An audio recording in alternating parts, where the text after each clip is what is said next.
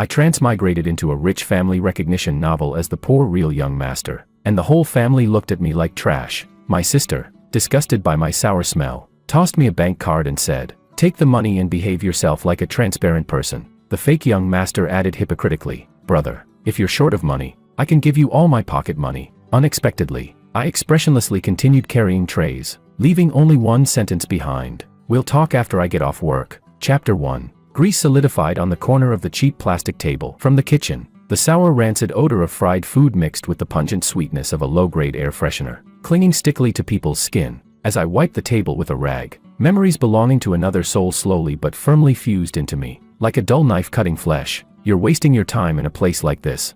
A sharp female voice pierced through the restaurant's noise. I looked up. A group of 5 stood there, a middle-aged man in a suit, a middle-aged woman with tear-reddened eyes and dripping in jewelry, 2 young women dressed in this season's haute couture with disgusted expressions as if they wished to stay at least 3 meters away from everything around them, and a handsome young man in a soft knit sweater, his gaze clean and carrying just the right amount of concern, quietly protected by the others. They did not belong in this crowded, greasy fast food joint. They were like a flock of peacocks strayed into the slums. My memory snapped into place. I was no longer the corporate slave who died suddenly after 72 hours of overtime. I was now the real young master George. In this melodramatic dog blood recognition novel full of cliches, the people in front of me were my blood relatives whom I had never met, and the fake young master, Makoto, who had enjoyed all their love in my stead. The one who just spoke was my second sister, Sabrina. She covered her nose, her beautiful brows furrowed tightly as if breathing in another whiff of this air would poison her. "Look at you, you reek of poverty. You've completely disgraced the Ito family name."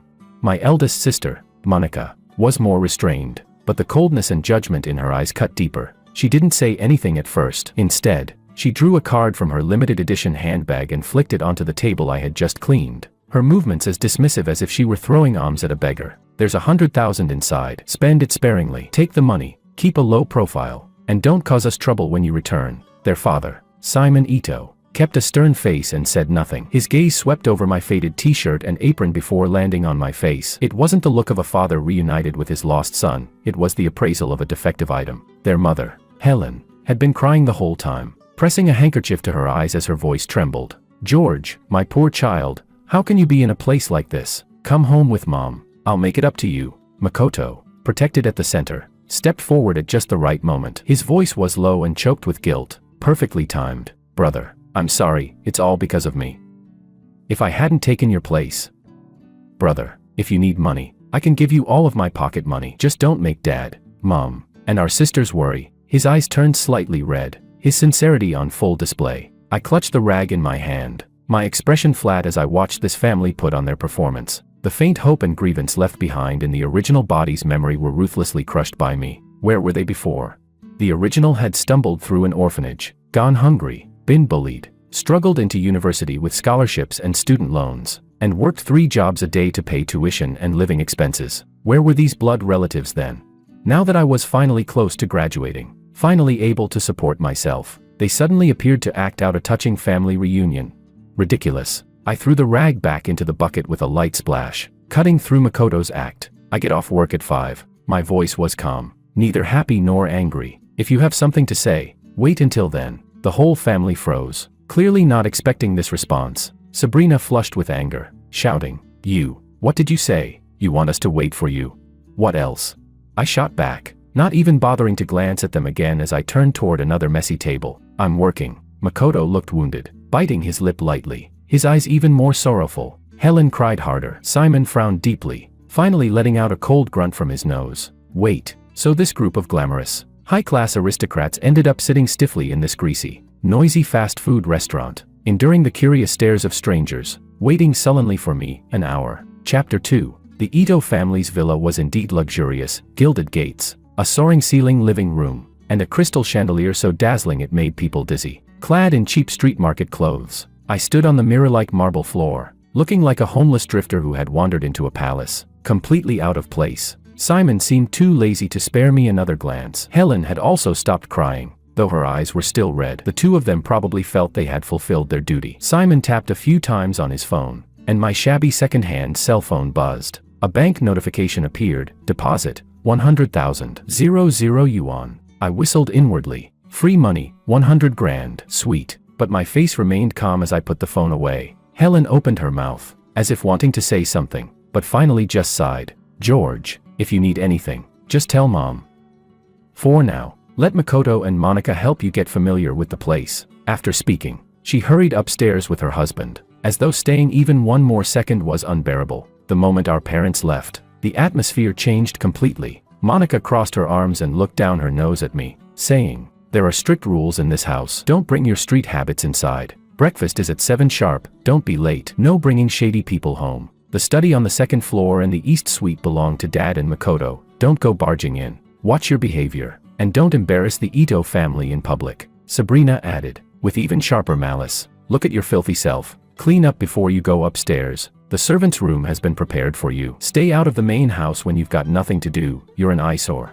Makoto spoke gently, as if trying to smooth things over, but his words cut deeper with every line. "Brother, my sisters are only thinking of you. Afraid you won't get used to things here. If there's anything you don't understand, you can always ask me. And my belongings, you can use them first if you need to." His gaze carried pity, along with a barely perceptible sense of superiority. I lowered my eyes and hummed vaguely in response, my attitude as perfunctory as listening to a supermarket sales pitch. Inside, I sneered, "Rules. These people are just putting gold on their own faces." My impenetrable indifference only made Monica and Sabrina angrier. They glared at me fiercely a few times before storming upstairs. The living room was left with only me and Makoto. The gentle mask on Makoto's face instantly fell away, revealing only cold disgust and smugness. He leaned in close, his voice low and dripping with malice. "Beggar, do you see it? Everything here belongs to me. Dad and Mom's love, my sister's protection. This privileged life, you can't take a single thing away. Even if you've come back, you're still a pauper, only worthy of picking up my leftovers. If you know what's good for you, get lost." At last, I lifted my eyelids to look at him. My gaze was calm, almost bored, as if watching a clown jump around. I asked, "Finished? If so, I'm going to my room." Makoto felt like he had punched cotton, his face turning pale with fury as he glared viciously at my back. The so-called servant's room was tucked away in a corner on the first floor, narrow, damp, and filled with the musty smell of long disuse. I didn't care. I locked the door, pulled out my phone, and examined that 100,000. The original owner's account had only a few hundred yuan left for living expenses. This sudden windfall stuck out like a sore thumb. I let out a cold laugh, didn't touch a single cent, and directly downloaded a few investment apps to study short-term products. The Ito family's money disgusted me, but if I used it to make more money, then fine. The rest of the day passed quietly. I stayed holed up in my room and didn't come out until dinner was about to start. Just as I reached the staircase, I heard faint footsteps behind me. Makoto's voice followed, cloying with false warmth. "Brother, are you going down to eat?" I didn't look back and kept walking. Suddenly, my wrist was seized. Makoto's fingers were ice cold and forceful, nearly digging into my flesh. I instinctively tried to shake him off, but then I heard his hurried, venomous whisper, meant only for the two of us, "You'll never beat me in your life, beggar." The next second, Makoto abruptly let go, releasing a terrified scream. His whole body crumpled like a puppet with its strings cut, tumbling down the stairs in an absurdly exaggerated, twisted pose. Bang, thud, ah. The sound of a heavy body rolling and his sharp wails echoed throughout the villa. Downstairs in the dining room, Monica and Sabrina, who had been setting the table, leapt up in shock. They watched in horror as their beloved brother rolled down the stairs, crashing onto the cold marble floor, curling up in pain, his forehead swelling red at once. "Makoto!" Monica screamed in panic. Sabrina snapped her head up, her gaze like a blade stabbing into me, as if she could tear me apart. "George, what did you do to Makoto? Get out. Get out of the Ito family." Makoto lay on the ground, eyes brimming with tears, his breathing weak, yet still struggling to explain. "And no, it wasn't brother, sisters. I just lost my footing, really. It wasn't him who pushed me." Those words only sealed my guilt. Monica rushed to help him up, while Sabrina, trembling with rage, jabbed her finger at the front door and shrieked, "Get out, do you hear me? Our Ito family doesn't need a vicious creature like you. Get out." I stood at the top of the stairs, watching this farce with cold eyes. Makoto's acting was clumsy and overdone, and my two sisters' favoritism was so blatant even a blind man could see it. The corner of my lips twitched, but my face remained expressionless as I slowly smoothed the wrinkle Makoto had left on my sleeve. When Sabrina screamed, "Get out," a second time, I finally spoke, calmly, without raising my voice. Yet my words cut clear through Makoto's sobs and her curses. "My advice, check the surveillance before you start barking." With that, I didn't spare the family of dramatists another glance. I descended the stairs unhurriedly, walked past the collapsed Makoto and the sisters huddling around him, and headed straight for the front door. Behind me rang Sabrina's furious "stand still," and Makoto's even more pitiful cries. At the entryway, my hand touched the doorknob. I paused slightly. Monica was already on the phone, her voice low and urgent as she called an ambulance. Amid the noise, I caught Makoto's barely suppressed but unmistakable note of triumph, and Sabrina's tearful scolding. "Even if it's to drive that bumpkin out, you didn't have to really fall down the stairs. That must hurt so much."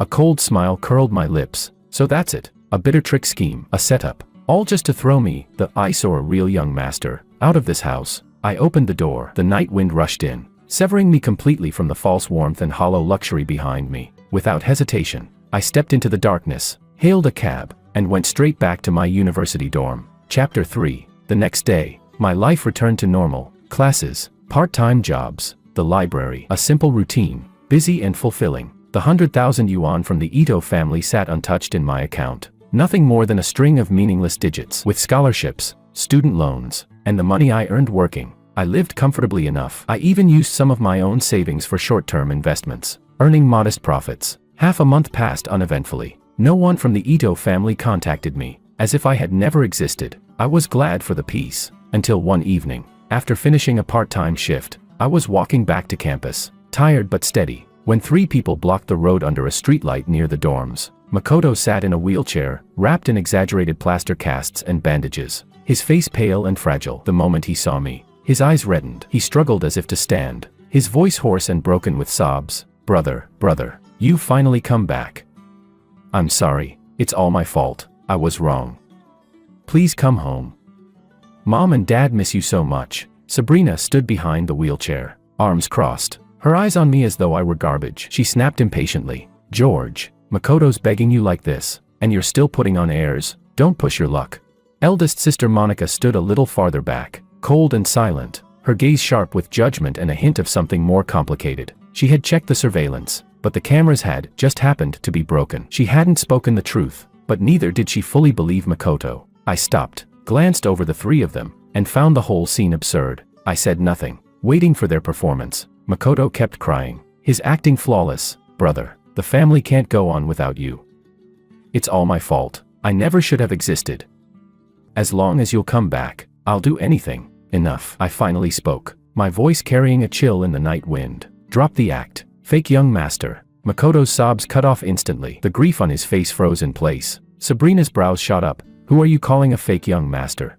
I ignored her, my eyes landing on Makoto's heavily plastered leg. I arched a brow. "Half a month, and it hasn't healed. You fell down the stairs, not from a skyscraper." "What? Did the Ito family hire a quack doctor?"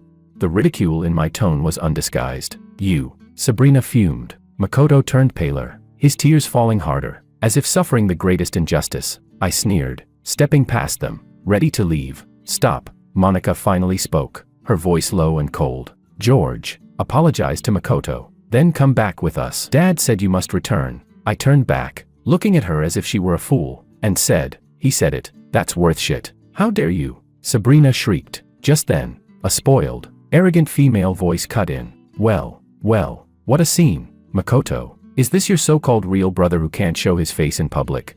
A bright red sports car was parked by the curb. From it stepped a young woman, stylishly dressed, her makeup flawless. She strode over in a few steps, planting herself beside Makoto's wheelchair. She hooked her arm through his, her eyes sweeping me from head to toe with open disdain. TSK. The looks aren't bad, but the vibe, like some trash picker off the streets. Curling her lip, she sneered at me. "Hey, I'm talking to you. Can't you see reality? Makoto is the one who truly matches the Kim family, the one who grew up with us. Who the hell are you? You think you can compete with him? Go crawl back to wherever you came from." I remembered then, her name was Sophia Kim, Makoto's childhood shadow. Her family had business ties with the Ito family, and rumor had it she and Makoto had an informal childhood engagement. A textbook die-hard Makoto supporter, Makoto's expression grew even more pitiful when he saw her. "Sophia, don't talk about my brother like that." Sophia patted his hand tenderly. "Makoto, you're just too kind. People like him should be thrown out directly." She glared at me. "Did you hear that? Beggar, don't dream above your station. The Ito family isn't something you can climb up to." Her brainless tirade amused me. My gaze swept past Sophia indifferently, landing on Monica and Sabrina. "Do the Ito family choose their heirs in reverse order of IQ? How else do you keep attracting this kind of trash?" What did you say? Sophia bristled instantly. Monica's face darkened. Sabrina looked ready to charge at me, but I had no patience left for their little play acting. I pulled out my phone and, right in front of them, made a transfer. Ding. Makoto's phone chimed with a notification. Instinctively, he pulled it out. The next second, his face went completely pale. It was a bank message. George has transferred 100,000 yuan to your account. Note, consider it your medical expenses. Don't thank me. The full 100,000, not a cent missing, returned exactly as it came. I pocketed my phone, my eyes turning utterly cold, carrying a detached superiority. The Ito family's money disgusts me. My gaze swept across Makoto's stunned face, Sophia's shock, Monica and Sabrina's livid expressions. And let me be clear, it's not that the Ito family drove me out. I paused, then enunciated every word with icy precision. I don't want you. From now on, stay out of my life. Without another glance, I turned and walked toward the dormitory building, my back straight. My figure quickly disappeared into the shadow of the doorway. Only a few ashen faces remained under the streetlight, Makoto clutching his phone with the transfer message glowing mockingly in his hand. The streetlight stretched their shadows long and twisted, frozen in the air in front of the dorm. The only sound was the low hum of Sophia's still idling sports car. George's words, "I don't want you," were like a silent slap across Monica and Sabrina's faces, leaving them livid. Makoto's knuckles whitened as he gripped his phone, the glow of that transfer notification stabbing at his eyes. What does he mean by that? Sabrina was the first to recover, her voice shrill and breaking. He's just a beggar. Who the hell does he think he is? Talking like that, giving us 100,000. Is he trying to treat us like beggars?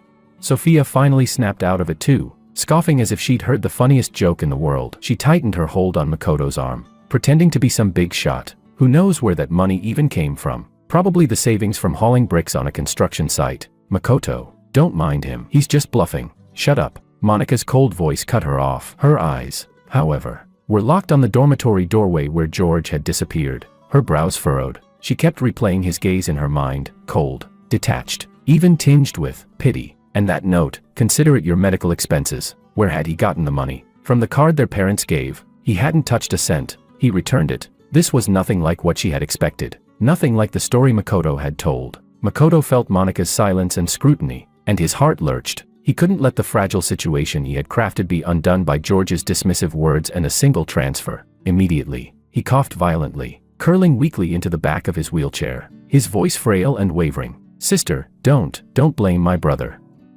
It's my fault. I shouldn't have gone to him. I made him angry.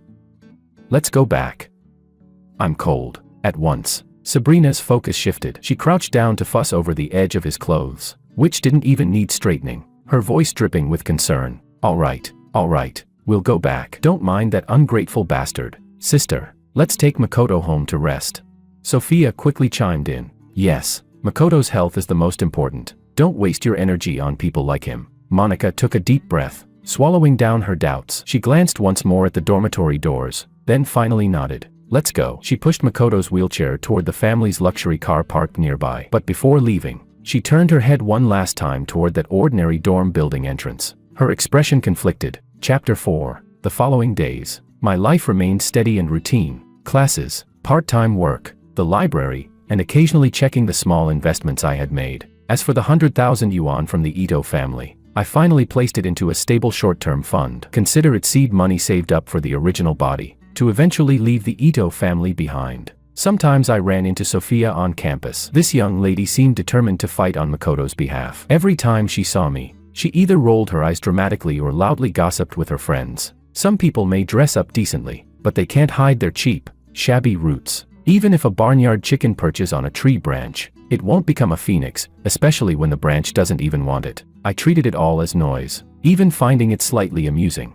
I could practically feel Sophia's frustration each time her taunts failed to get a rise out of me, leaving her fuming with nowhere to vent. Until one day, at a public finance lecture, the university had invited a well-known industry analyst. I sat toward the middle back rows, taking notes attentively. Sophia and Makoto, along with their entourage, sat at the front, Makoto still in his wheelchair with his leg in plaster, drawing sympathetic glances from those around. During the QA session, the analyst brought up a current hot market case study. With a smile, he asked if any students wanted to share their views. Sophia's eyes lit up. She shot her hand up before the analyst could even call on anyone and blurted out loudly, "Professor, let Makoto answer. He's the star of our department, and his family runs a company. He must have unique insights."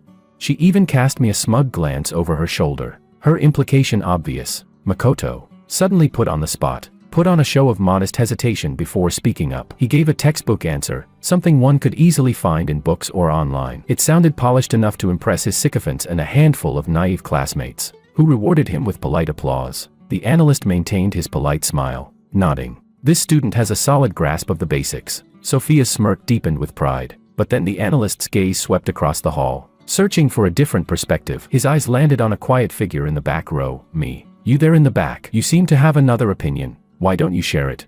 Instantly, every pair of eyes turned toward me. Sophia's face collapsed as if she had swallowed a fly. Makoto's hand on his wheelchair armrest tightened almost imperceptibly. I blinked, surprised at being chosen. Setting down my pen, I stood and spoke calmly. Professor, I think the previous analysis overlooked a few key factors. First, the hidden risks of the current policy window, which the market is largely underestimating. Second, the substitution effect in the core raw material supply chain, which cannot realistically achieve cost optimization for at least the next 2 quarters. Third, the short-term preference shifts of international hot money. Their operating logic differs fundamentally from domestic capital and cannot be lumped together. Therefore, simply being bullish or bearish is too one-sided. In the face of sharp short-term volatility, hedging arbitrage strategies may offer the superior approach, though they require extremely strong execution and risk control. My voice was steady, my reasoning clear. The points I raised were based on cutting-edge discussions from top overseas journals just days ago, knowledge that few in the country had caught wind of yet.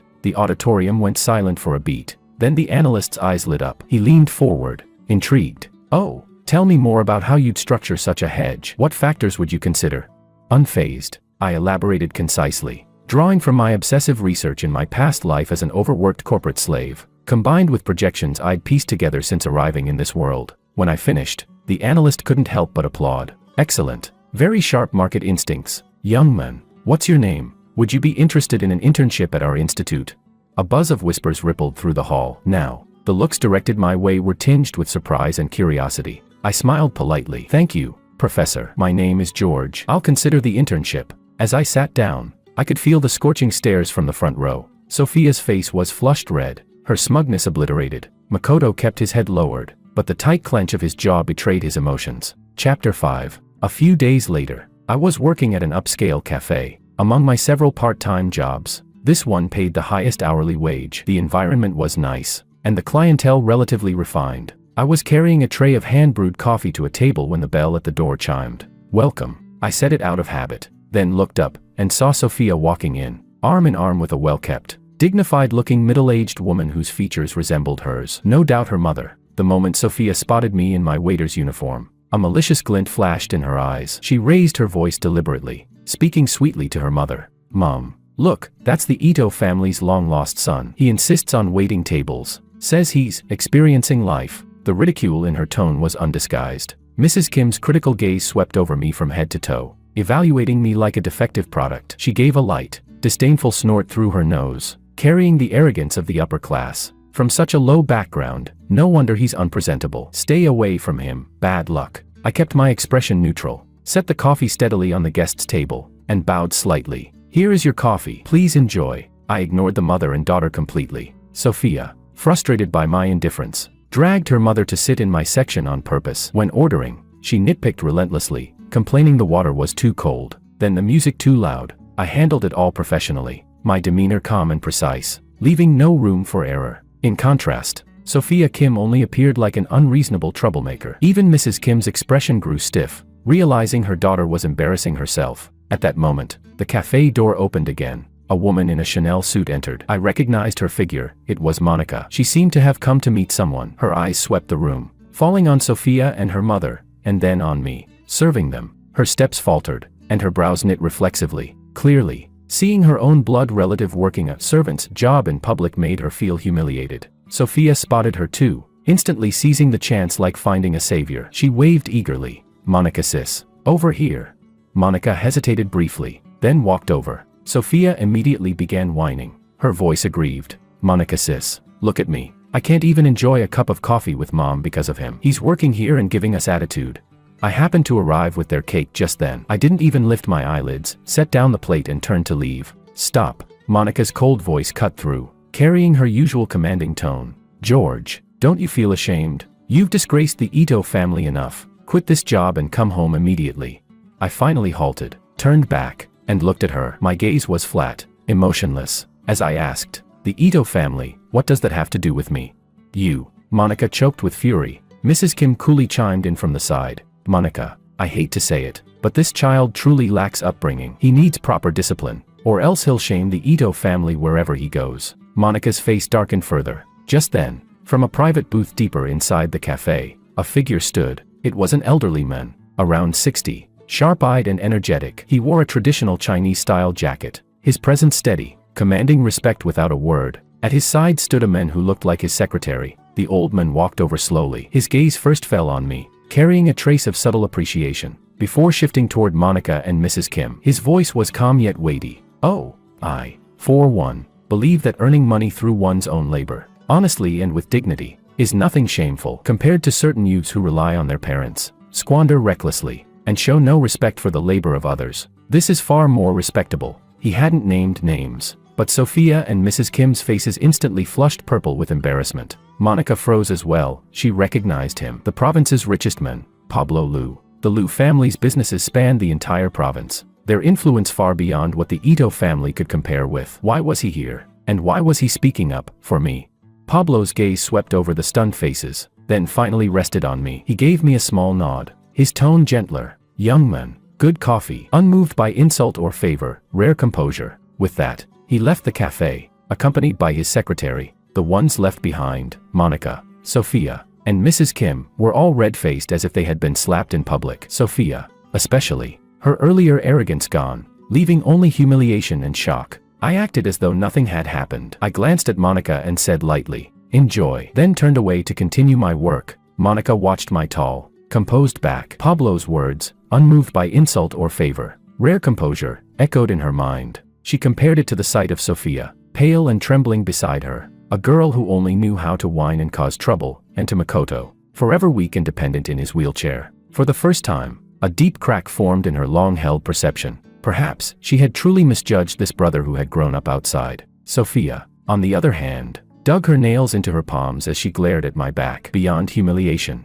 she felt a deeper shame that she wasn't even worthy of being considered my opponent. The air in the cafe thickened, heavy and suffocating, as if Pablo's presence lingered even after he had gone, pressing down on Sophia and her mother until their faces turned ashen. They couldn't utter a single word. Monica stood frozen, her fingertips cold. Pablo's phrase, rare composure, burned itself into her mind like a brand. For the first time, she realized with piercing clarity, the brother she had always despised as disgraceful, unworthy, a source of shame for the Ito family. Perhaps he wasn't what she thought. George wasn't bluffing, returning that 100,000, his sharp insights at the lecture, and now Pablo's public recognition. None of it was coincidence. Monica sis. Sophia's voice trembled with disbelief, her eyes moist as she clutched at Monica's hand for reassurance. Who was that old man? Why did he defend him instead of us?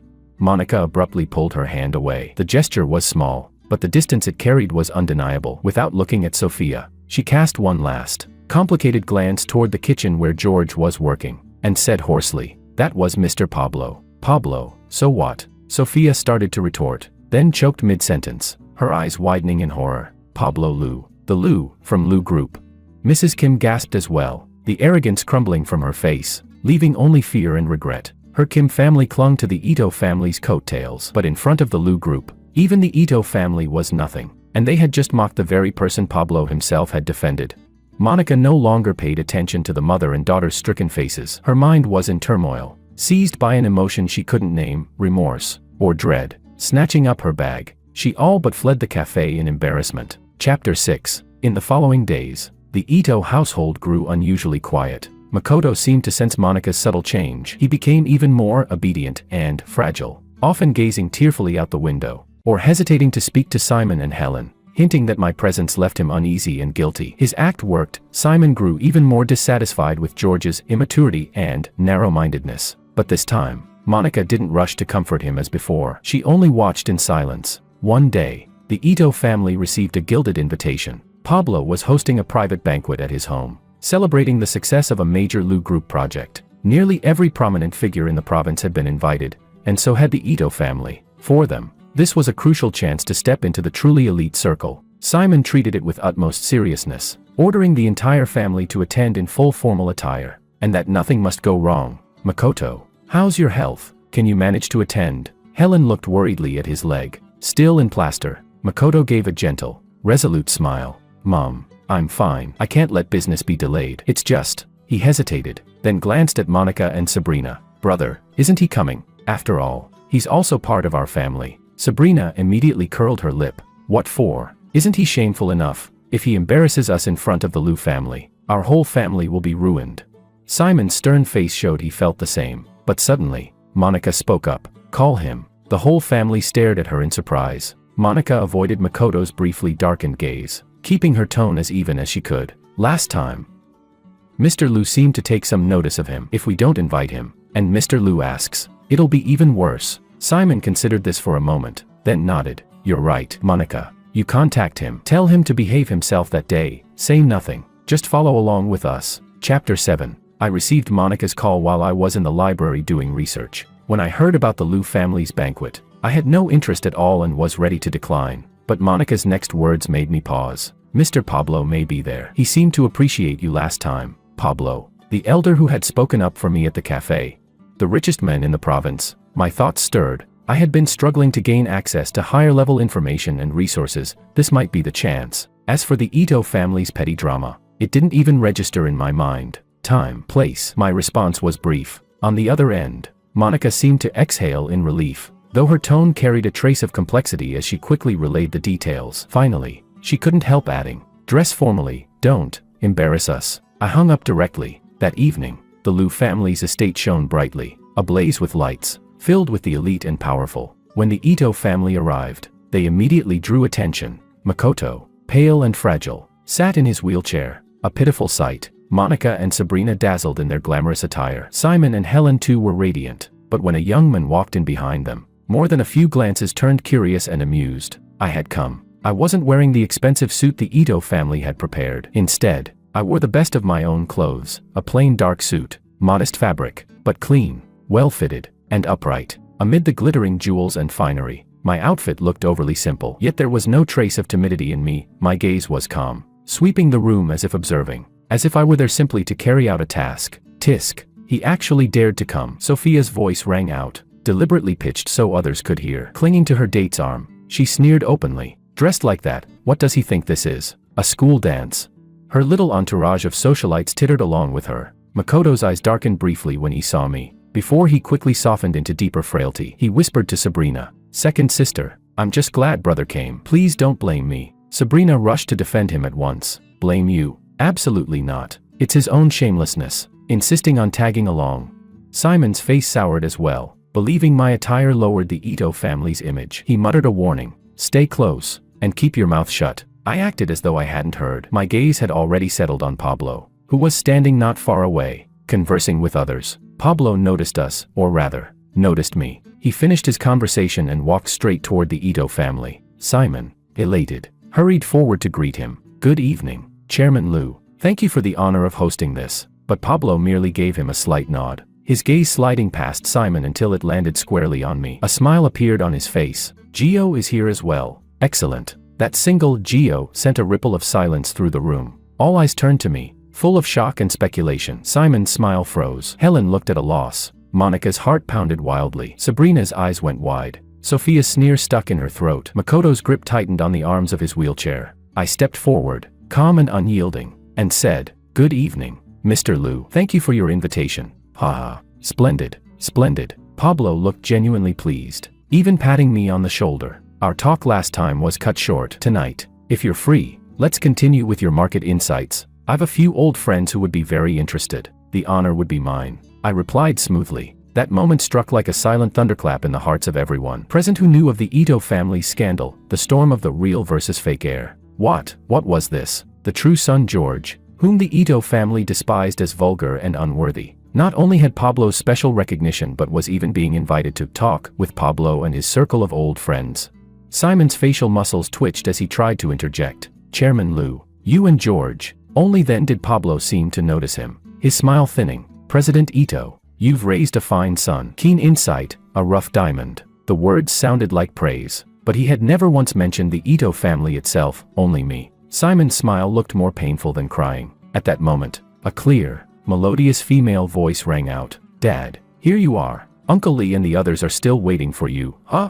Everyone turned toward the voice. A young woman in an elegant champagne-colored gown approached. Her beauty was striking, yet her aura was pure and luminous, like a pearl under moonlight, instantly captivating the room. She was Pablo's only daughter, Willow. Willow's gaze swept over the crowd and finally landed on me, carrying a trace of curiosity and inquiry. Clearly, she had overheard her father's words. Pablo smiled and said to her, "Willow, come, I'll introduce you. This is the young man I mentioned to you before, the one with keen insight, George." He turned to me. "This is my daughter, Willow." I looked at her, my gaze calm and clear, and inclined my head slightly. "Miss Lu, good evening." Willow gave a graceful smile and extended her hand. "Mr. Wang, good evening. My father rarely speaks so highly of young people. You must be exceptional." We shook hands lightly. That moment shattered the last traces of hope in Makoto, Sophia, and the rest. Not only had I gained Pablo's favor, but I was now naturally being introduced to the very daughter of the Lu family, the heiress they schemed endlessly to ingratiate themselves with. And Willow's gaze toward me held nothing but genuine curiosity and admiration, no trace of disdain. The blood drained from Sophia's face. Just minutes ago, she had mocked me as a pauper, yet now I stood where she dreamed of being, speaking as an equal with Willow. Her jealousy nearly drove her mad. Makoto dug his nails deep into his palms, the plastered leg beneath his cast throbbing faintly. Everything he had painstakingly cultivated, every scrap of affection and attention he had stolen, beside the recognition George now had from Pablo and Willow, it all seemed laughably small. Why? Why should a piece of trash raised in a slum deserve this? Monica stared at George's composed profile, at Willow's genuine smile toward him, and thought of all the scorn and torment their family had heaped upon him. A crushing wave of regret and shame gripped her chest so tightly she could hardly breathe. Simon and Helen exchanged glances, shocked and bewildered. Pablo, as though the impact wasn't heavy enough, smiled and said to us, "You young people have more to talk about, don't waste time with us old men. Willow, take Gio to the garden, it's quieter there." Of course, Willow agreed readily, gesturing politely toward me. I nodded, and under countless stunned, jealous, and disbelieving eyes, I walked calmly beside Willow, leaving the banquet hall for the softly lit, elegant garden outside. The Ito family and Sophia's circle stood frozen in place, their faces a kaleidoscope of emotions. The very person they schemed to drive out and trample in the mud had already risen, out of their sight, to heights they could only look up to, and now, their sneers and insults echoed back as the loudest slaps to their own faces. Night wind drifted from the garden, carrying the fragrance of blossoms, but it could not sweep away the cold dread in the Ito family's hearts. In the garden, the air was fresh with dew, gently separating the glittering banquet hall from this quieter world. The champagne tower's refracted light rippled across Willow's gown. She tilted her head toward me, her eyes clean and bright, filled with genuine curiosity. "My father is rarely so warm to young people." Her voice wasn't loud, blending naturally into the night air. "He said that last time at the cafe, in just a few sentences, you pointed out the key risks of the Xinhua project. At the time, they were still arguing internally about whether to increase investment. I was a little surprised Pablo would discuss such things with his daughter." I smiled but didn't claim the credit. "I just happened to notice some public data and did a bit of cross-checking." Mr. Lu overstated it. "Using public data to deduce the hidden tariff adjustments on raw materials and their unusual correlation with port throughput, that's hardly a coincidence." Willow blinked, a trace of sly amusement in her eyes. "I looked into it later myself. It was exactly as you said. You're impressive." Her tone was open and straightforward, her admiration genuine, free of flattery or calculation. I could feel that this daughter of the Lu family was nothing like Sophia or Sabrina, those spoiled heiresses. She was intelligent, with a steady sense of value all her own. We strolled slowly along the cobblestone path, talking about market trends, emerging technologies, even the cross-applications of obscure fields, drawing on my knowledge from before I transmigrated, combined with what I'd gathered in this world. I offered perspectives that repeatedly lit up her eyes. Willow listened intently, occasionally asking sharp questions. Her quick mind earned my private respect. It was a rare sense of meeting a worthy opponent, not about background, but about intellect. Inside the banquet hall, the massive floor-to-ceiling windows framed the garden like a gilded painting, capturing the two of us walking side by side. The sight was harmonious, and dazzlingly so. Sophia's grip on her wine glass nearly crushed the stem, her teeth grinding. Why him? Is Willow blind? Makoto's face was white as paper, his hand beneath the blanket digging mercilessly into his leg. The fragile act he had so carefully crafted was collapsing, leaving only venomous hatred running like poison through his veins. He couldn't understand. How could a pauper, A waiter. No such things. How could he so calmly converse with Willow? That should have been his place. All the attention, admiration, favor, it should have been his. Monica watched in silence, waves of turmoil crashing through her heart. She couldn't hear what we were saying, but Willow's rapt expression and genuine admiration couldn't be faked. She recalled every time she had scolded and despised me. Her face burned as if lashed by an invisible whip. She was wrong, so wrong it was laughable. Sabrina, simpler-minded, only felt shock and a petulant envy at being outshone. She muttered, "What rotten luck." Simon's expression shifted unpredictably, noticing Pablo's occasional smiling glances toward the garden. Even he couldn't miss it anymore. George's value might far exceed anything he had imagined. He had only ever thought of preventing this son from disgracing the Ito family. He had never considered that perhaps this son didn't need the Ito family at all, that maybe the Ito family might need him. Helen was utterly bewildered, looking from the garden to her family's conflicted faces, not knowing what to do. In the later half of the banquet, Willow and I returned to the hall. She was soon called away by elders, leaving me to fetch a drink on my own. Sophia seized her chance, stomping toward me in her heels, her voice shrill with jealousy. "George, don't get cocky. Don't think clinging to Miss Lou makes a barnyard chicken into a phoenix. Deep down, you're still nothing but a filthy." "Sophia." A cold voice cut her off. Monica had walked over, her face stormy. For the first time, she fixed Sophia with a sharp, merciless glare. "Watch your words and remember where you are. This is the Lou residence, not a place for your tantrums." Sophia's eyes widened in disbelief. "Monica sis, you're scolding me, for him. I'm reminding you not to bring trouble onto yourself, or the Kim family." Monica's voice held no warmth. Her gaze even flicked coldly toward Makoto, who sat pale-faced in his wheelchair. I raised a brow, slightly surprised. This young lady, had she finally begun to use her head?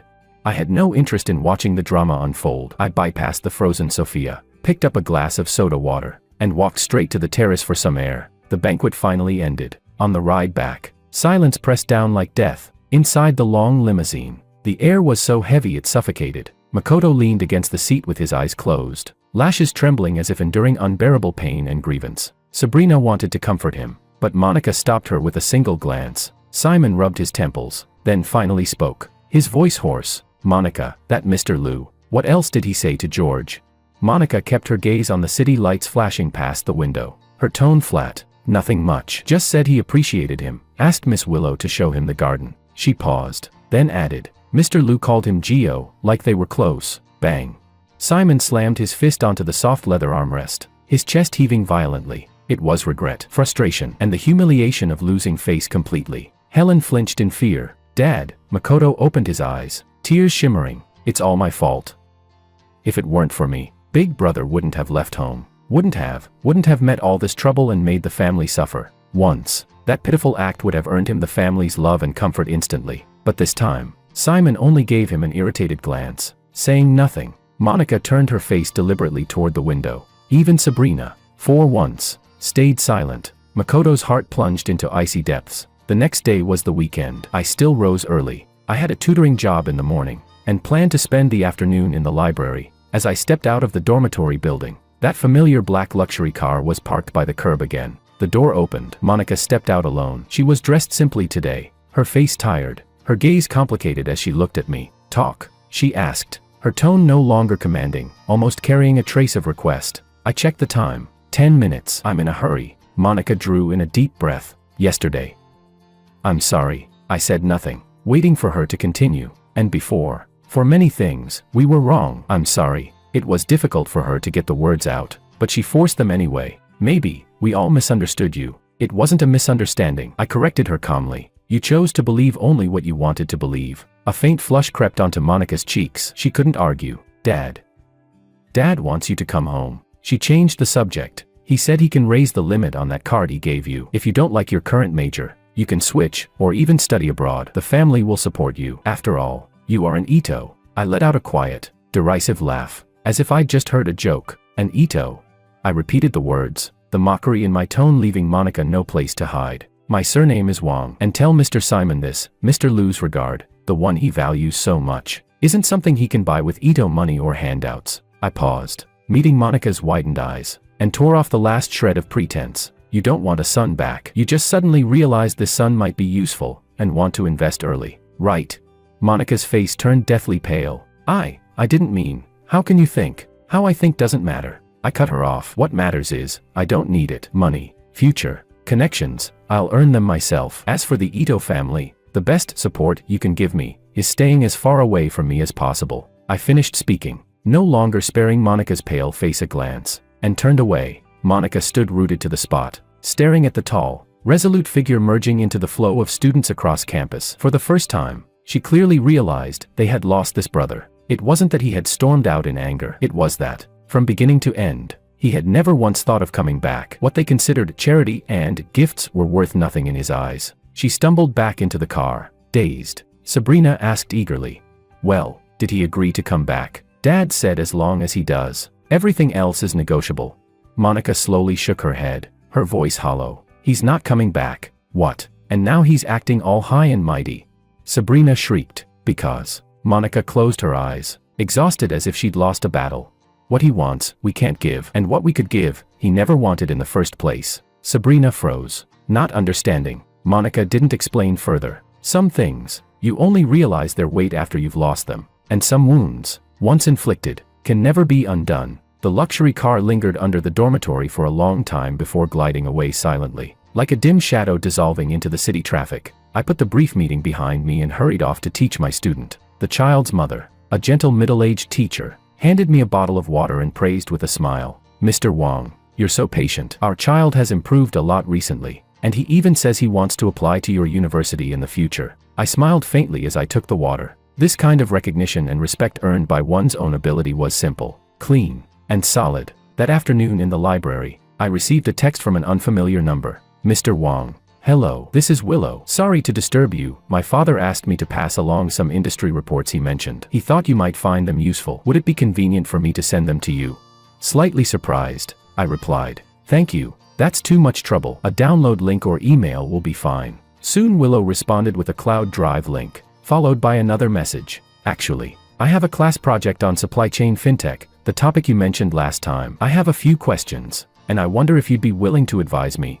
Seeking advice was an excuse. Extending goodwill was the real intent. Miss Lu certainly knew how to handle things with tact. I opened the link. Inside were several in-depth industry analyses marked for internal reference, exactly the kind of material I needed. Pablo's favor carried real weight. I replied to Willow, "I've received the reports, thank you very much. As for questions, I wouldn't dare call it advice, but we can discuss. I'm free Wednesday afternoon." Chapter 8. The atmosphere in the Ito family villa was like the dead stillness before a storm. The news Monika had brought back made Simon's face so dark it seemed he could wring water from it. He locked himself in the study for half a day, and when he finally came out, his gaze fell on Makoto, still weakly shedding tears on the sofa. For the first time, his eyes held not complete affection, but scrutiny and irritation. He said, "We can't afford it."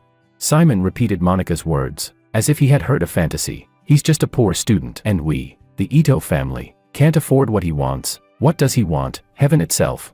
Helen sobbed softly. Maybe it's because we treated him poorly before, and hurt his heart. Hurt his heart."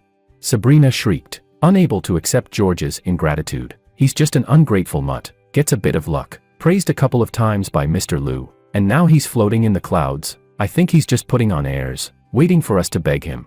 Beg him. Simon seemed stabbed by that word. Makoto began coughing right on cue, his face pale as paper, his voice weak but distinct. "Dad, Mom, Sister, don't fight because of me, it's all my fault. If brother refuses to come back because he hates me, I can leave instead." Tears slid down his cheeks as he struggled to rise from the wheelchair. In the past, this act had always worked flawlessly, but today, Simon only frowned at him, not stopping him immediately. Monika even turned her head away. Only Sabrina rushed forward, holding him down. "Makoto, don't say such nonsense. This is your home. The one who should leave is that ungrateful bastard." "Enough." Simon suddenly barked, his sharp gaze sweeping between Makoto and Monika before finally fixing on Makoto's leg encased in thick plaster. His voice was cold and cutting as he asked, "Monika, last time you said the surveillance camera on the stairs was broken. Was it really broken?" Monika's heart gave a violent jolt. She lowered her eyes and muttered vaguely, The property manager said it was due to aging wires." Makoto's heart skipped a beat, his fingertips digging into his palm. Simon asked nothing further. He only gave a cold snort, turned back into the study, and slammed the door shut with a heavy bang. Once the seed of suspicion is planted, it grows wildly in silence. Chapter 9. A few days later, the Kim family hosted a charity auction dinner. The Ito family showed up. Of course, Simon needed to maintain social appearances, and he had heard that the Liu family might also be in attendance. Makoto still sat in his wheelchair, looking weak and helpless. As soon as Sophia spotted the Ito family, she clung to Makoto's arm with feigned affection, though her eyes flickered with jealousy and resentment as she scanned the room, searching for the figure that made her grit her teeth in hatred. "Uncle, Auntie, don't worry," Sophia said with smug assurance, her tone firm with meaning. Someone of that level would never get into an event like this. Just as her words fell, a faint stir rippled through the entrance of the banquet hall. Everyone instinctively turned to look. Under the glimmering lights, George walked in. He still wasn't in any ostentatious tuxedo, but this time wore a perfectly tailored dark suit. The fabric and craftsmanship radiated visible quality, framing his tall figure and steady, noble aura. And at his side stood none other than Willow, dazzling in a starry gradient evening gown, radiant beyond words. Willow tilted her head slightly, smiling as she spoke softly to him. He bent just a little to listen, lips curved in a subtle arc. The two walked in side by side, instantly drawing the attention of the entire room. That's George," Sabrina blurted out, her eyes wide as saucers. Sophia's smile froze completely, as if someone had struck her across the face with brutal force. All color drained from her face, leaving only stark pallor and twisted jealousy. How could this be? How could he possibly deserve to appear with Willow, and dressed like that, looking every bit the gentleman? Makoto's breath caught, his hands gripping the armrests of his wheelchair so tightly they creaked, as the jealousy that threatened to devour him surged back with fury. Simon and Helen were utterly stunned. With Willow at my side, I walked straight toward the circle where Pablo was seated. Pablo saw me and smiled, beckoning me over, then introduced me to several elders whose identities were clearly extraordinary. I remained calm, my manners polished and speech steady, showing no trace of stage fright. The very son the Ito family had dismissed as unworthy, a burden needing their charity, was now standing with ease at the very center of the circle they could only look up to. Clap, clap, clap. Invisible slaps landed one after another, burning hot across every Ito family face. Sophia suddenly tore her hand from Makoto's arm, her chest heaving violently. She felt as if everyone in the room was laughing at her, mocking her self-assured declaration from earlier. Unable to endure it, she stomped her foot and stormed off toward the restroom. Makoto watched her departing figure, his eyes dark with a venomous glare. The auction began, with item after item presented. One piece in particular, a Ming-era Dotsai porcelain bowl in pristine condition, caught Simon's attention. He was tempted to acquire it, both to expand his collection and to flaunt the Ito family's strength before Pablo. As the bidding reached its peak, only Simon and a wealthy businessman from out of town remained. The price had already been pushed rather high. Simon frowned, just about to add one last bid to secure it. Then, a calm voice rang out from not far away. 5 million. A direct raise of 300,000. The entire room stirred in shock. The bidder was me. Simon whipped his head around, staring at me in disbelief. Where did he get that kind of money? Was he insane?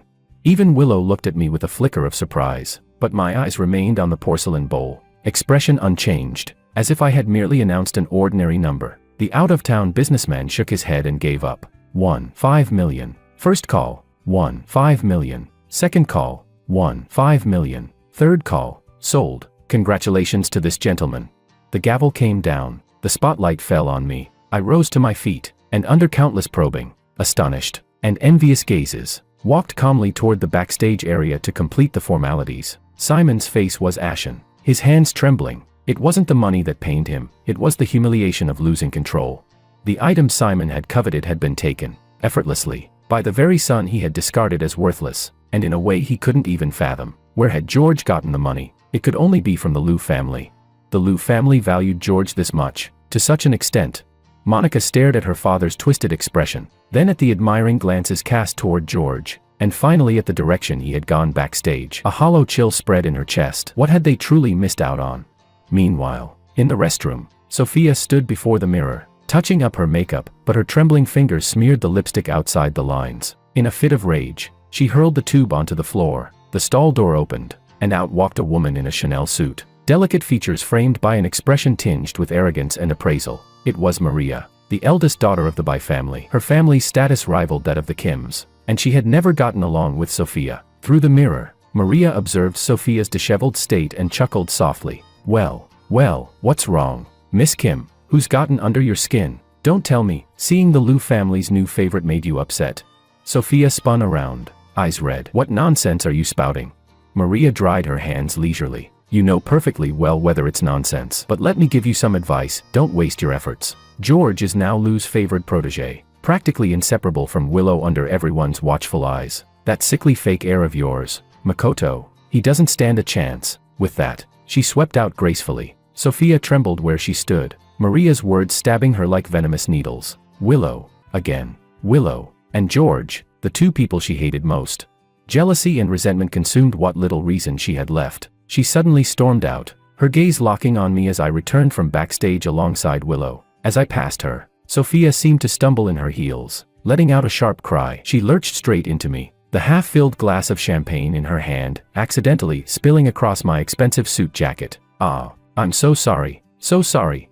Sophia steadied herself and quickly apologized, her voice dripping with false contrition yet edged with malice and secret delight. "I lost my balance. Wong, your suit must be expensive, right? I really didn't mean it." Her ploy succeeded, all eyes turned toward us. The dark liquid spread quickly across the light fabric of my suit, leaving an ugly stain, strikingly conspicuous. Willow frowned. The Ito family noticed too, Sabrina smirked with glee, and Makoto's eyes gleamed with a cold, cruel satisfaction. Murmurs rippled through the crowd. I stopped, glanced down at the ruined front of my suit, then lifted my gaze towards Sophia, whose poor acting skills and venomous intent were laid bare in her eyes. My expression remained calm, without the panic or rage everyone expected, just as Sophia secretly rejoiced, preparing to offer a few more sincere apologies. I spoke. My voice wasn't loud, but it cut clearly through the suddenly hushed corner. "It's fine." I paused. Then, under her startled stare, unhurriedly undid the buttons of the soiled suit jacket. With casual ease, I slipped it off and handed it to a nearby staff member. Then I raised my eyes to Sophia, my gaze as indifferent as if I were looking at something utterly insignificant. "It's just a suit," I said evenly. "If Miss Kim enjoys spilling, spill away." Beneath the suit, I wore a finely tailored white shirt without the jacket. My broad shoulders and narrow waist were more defined, my bearing even more striking under the brilliant lights of the hall. The stain was nothing but a meaningless backdrop. I even allowed a faint smile to touch my lips, adding lightly, though the words sliced sharper than any blade, shattering all of Sophia's false confidence in an instant. "After all, you can afford it." The staff quietly carried away the costly, stained jacket, left in only the crisp white shirt. I appeared even more composed and dignified, the minor blemish irrelevant in the grandeur of the moment. "After all, you can afford it." The phrase, tossed out so lightly, fell like a hammer blow. Sophia's forced smile crumbled. Yes, she could certainly afford to pay for a suit, but the meaning was clear. She was only fit to pay compensation for such petty mishaps, while I dismissed her entirely. That detached contempt, loftier than anger, humiliated her 100-fold more than any insult could. Those subtle, lingering gazes around her pierced into Sophia like needles. Her cheeks burned hot, and she wished she could crawl into a hole in the ground. Willow stepped forward, her eyes sweeping coldly over Sophia's rigid figure before turning to me and asking softly, "Are you all right? I'll have the driver fetch a spare jacket." "No need," I replied evenly. It was getting a bit warm anyway. We conversed as if no one else were there, leaving Sophia entirely abandoned, as though she were merely a clumsy waitress who had spilled wine, not even worth a second glance. Sophia dug her nails into her palms, the sting of humiliation cutting deep. With a sharp stomp, she spun on her heel and bolted from the hall, her retreat frantic and disgraceful. On the Ito family's side, silence reigned. Makoto Ito watched Sophia flee in defeat, watched George's insufferable composure, watched Willow stand firmly at his side, and the poison in his heart threatened to consume him whole. Why? Why was it always him? Why did that bastard always end up standing above him? Simon's face was dark as iron. George's every gesture carried a natural ease, as though he were born to stand beneath the spotlight. The open favor from both Pablo and Willow pierced Simon's long-held convictions like thorns. For the first time, he realized with brutal clarity, this son had perhaps never needed the Ito family at all. Rather, it might be the Ito family that had lost something immeasurable. Regret and dread, sharp and suffocating, seized his chest. The remainder of the auction was agony for the Itos, each moment spent on pins and needles. Meanwhile, I sat with Willow near Pablo, occasionally leaning in to exchange a quiet word. Our posture was natural, equal. No one could mistake me anymore for a penniless youth needing the Ito family's charity. When the evening drew to a close, Simon nearly forced himself forward, determined to greet Pablo, maybe even to catch a word with me. But just as he approached, Pablo was smiling at me. "Next week's economic forum, if you're free, come along with me. A few old friends of mine would like to meet you again." I nodded calmly. "Of course. Thank you, Mr. Liu." Simon froze, his words stuck in his throat. watching helplessly as Pablo patted my shoulder before leaving with his daughter. I went alone to collect my jacket. The moment was slipping away. Simon drew a deep breath and hurried toward me, his tone carrying an urgency and caution he himself had never shown before. "George." I slid into the spare jacket handed over by a staff member, an equally costly, classic cut, and paused briefly, turning my head to regard him with distant eyes. "President Ito, is there something you need?" That single, President Ito, chilled Simon to the bone. Forcing a smile, he said, "The porcelain you won tonight, it really is a fine piece. You have a good eye. If the money isn't quite enough, or if you need anything else, just tell your FA, tell the family." It was as if I'd just heard the most absurd joke. My lips curved faintly, coldly. "No need. It's only a small sum. I can afford it. A small sum. 1.5 million, a small sum." Simon nearly choked on his breath, staring as I adjusted my collar with ease and walked decisively toward the exit, without sparing him another glance. Chapter 10. Late at night. Inside the Ito family villa, the weight of failure and frustration pressed down so heavily it felt like the living room would burst. Makoto was pushed off to his room by a caretaker. Before leaving, he cast a sorrowful glance at Simon, but his father's eyes were vacant, fixed on nothing, not even noticing him. Sabrina finally snapped, hurling a cushion across the room. "What's he so arrogant about? He's nothing without clinging to the Liu family's thigh. Without them, he's nobody." "Shut up." Simon's roar cracked through the silence, veins bulging at his temples. Without the Liu family, he could still casually throw down 1.5 million. Without the Liu family, he could still make Pablo take notice. "Can you do that? Can Makoto?" Sabrina froze, stunned into shrinking back. She had never seen her father lose control like this. Helen whimpered, tears slipping down her cheeks. Then, what do we do now?" Monica rubbed her temples. Exhaustion etched into her voice. "Dad, Mom, maybe we really were wrong. Wrong from the very beginning. We never gave him any support. Now he's achieved things we couldn't even imagine. All on his own. We have no right to demand anything from him anymore. No right." Simon reacted as if she'd struck him, shooting to his feet and pacing the room in agitation. "He's my blood. He carries the Ito family's name. What's his is the Ito family's. The Liu connection must remain in Ito hands. It must."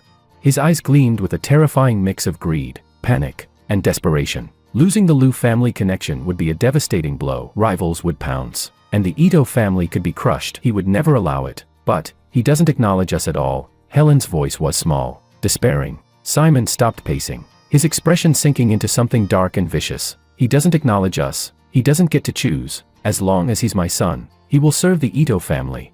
His gaze snapped to Monica. "Monica, you find a way to reach him again." Soft persuasion, hard pressure, whatever it takes. "Tell him, if he helps us secure the Liu family connection, I'll even consider giving him a share of the Ito company." Monica stared at her father in shock, as though seeing him for the first time. Even now, all he could think about was binding George with profits and using him as leverage. "And another thing." Simon's eyes swept over Sabrina and Helen. "You two as well. Go after him, cry, beg, throw a fit, if it comes to it. Drag him back kicking and screaming." Sabrina cowered in silence, too frightened to speak. Helen could only sob. Monica felt nothing but an icy hollowness spread through her chest. At last, she understood, whether it was Makoto's manipulative fragility or her father's current threats and bribes, it was all the same at the core. None of them had ever truly seen George as someone worthy of respect. Chapter 11. My life remained as busy and fulfilling as ever. I attended the economic forum, sitting right beside Pablo. Calm and collected, I conversed freely with figures who often appeared in financial headlines. Whenever I voiced an opinion, it went straight to the point, drawing surprised glances from the crowd. Willow was often at my side, and the two of us grew increasingly familiar with each other. I discovered that Willow was not the kind of heiress untouched by the dust of the world. She had her own sharp insights and a perceptive mind. During the breaks at the forum, she would even bring up case studies from Liu Group's smaller, non-core projects. Each time, I offered a perspective that left her pleasantly surprised. Little by little, beyond business discussions, we began sharing the occasional coffee or meeting at the library, each quietly reading our own books. The companionship felt natural, almost like kindred spirits. Pablo clearly approved, even teasing us from time to time. One afternoon after class, as I stepped out of the teaching building, a figure blocked my way. It was Helen. Her eyes were swollen, as if she had been crying for hours. She clutched my arm, her voice breaking. "George, please, I beg you, come home. It was all my fault before. I'm sorry, I wronged you. Your father admits he was wrong too. Ito Corp needs the Liu family support now. You can't just stand by and watch us suffer." Her voice drew curious looks from the nearby students. I frowned slightly, and without a flicker of emotion, pulled my arm free. "Mrs. Ito, you've mistaken me for someone else." Helen wept harder. "George, how can you be so heartless? I'm your mother." My gaze turned cold. "When it's convenient, I'm your son. When it's not, I'm just the disgraceful poor boy." The Ito family's logic, I don't share it. I brushed past her and walked away. Helen collapsed onto the ground, sobbing uncontrollably as she watched my resolute back vanish into the crowd. 2 days later, while Willow and I were at a quiet bar outside campus discussing a modeling algorithm, Sabrina appeared. This time, her tone was forceful, almost threatening. "George," Dad said, "if you come back and help the company through this crisis, you'll never lack benefits in the Ito family. Don't refuse a toast only to drink a forfeit." I didn't even lift my eyelids. Instead, I turned to Willow and said, "It's noisy here. Let's change locations." Willow nodded, picked up her bag, and together we walked out, leaving Sabrina standing there ignored. Sabrina stomped her foot in frustration but didn't dare make a bigger scene in front of Willow. Soft pleas or hard threats, both had failed. When Simon heard the news, he smashed his most treasured inkstone in a fit of rage. "Ungrateful son, that ungrateful wretch."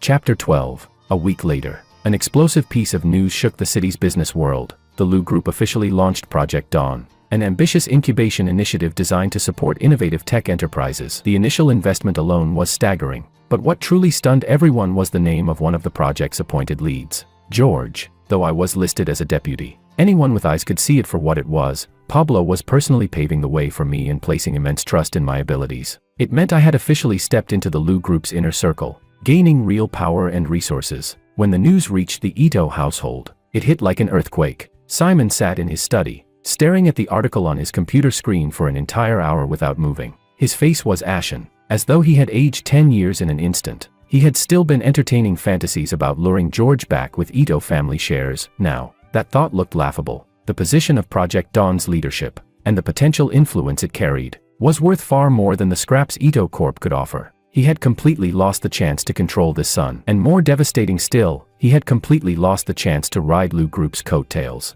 Regret and fear engulfed him until he was nearly drowning. Meanwhile, at the Kim household, Sophia went into a frenzy, smashing everything in sight. Maria even made a kind phone call to congratulate her. "Oh, Miss Kim, did you see the news? That pauper you look down on is now Pablo Lu's favored protege. From now on, shouldn't you call him Director Wang?" "Ah yes, I recall you once poured wine all over him, didn't you? The way your family and Ito treated George, it's already the talk of the circle. Imagine how many good days you'll have left now."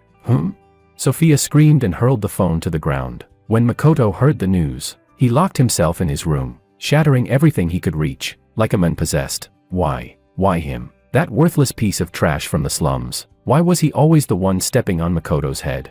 Everything Makoto had painstakingly built crumbled like paper before true strength and opportunity. Endless jealousy and dread gnawed at him. He was finished. Deep down, he knew it. Once George truly held power, he would never let Makoto off. And as for the Ito family, they were finished too. Night fell, casting the Ito villa in a pall of gloom and despair. High above the city, I stood in Lu Group's skyscraper office, gazing out at the sea of glittering lights below. My phone buzzed with a message from Willow. "Congratulations, Director Wang. Don't be late for tomorrow's meeting." Smiling kitten emoji. I smiled and replied with a simple, "Okay." A new challenge was only just beginning. As for those irrelevant people and their petty schemes, they had long since been left behind. The announcement of Project Dawn was like a boulder hurled into a restless pond, the ripples sweeping away Ito family's last shred of hope. Simon locked himself in his study for an entire day. When he finally emerged, the streaks of white at his temples seemed more pronounced, and his eyes were dull with defeat. Looking at Helen, trembling in unease, and Sabrina, whose face was full of unwillingness but laced with panic. Then glancing at Makoto's firmly shut bedroom door. This time, he did not go over to comfort anyone. He only spoke, voice hoarse and carrying the weight of finality. "File for bankruptcy reorganization." With those words, the fate of the Ito family was sealed. Having lost their final hope of salvaging ties with the Lu family, Ito Corp, the ship already riddled with holes, was finally sinking. Helen collapsed onto the sofa, sobbing uncontrollably. Sabrina was dumbstruck, murmuring in disbelief. How could this happen?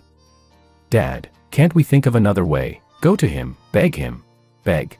Simon let out a bitter laugh, his smile uglier than tears. "Beg with what? He's now the personally appointed head of Project Dawn. The Ito family's entire fortune combined isn't even a fraction of that project's first-round investment. Why would he even look our way?"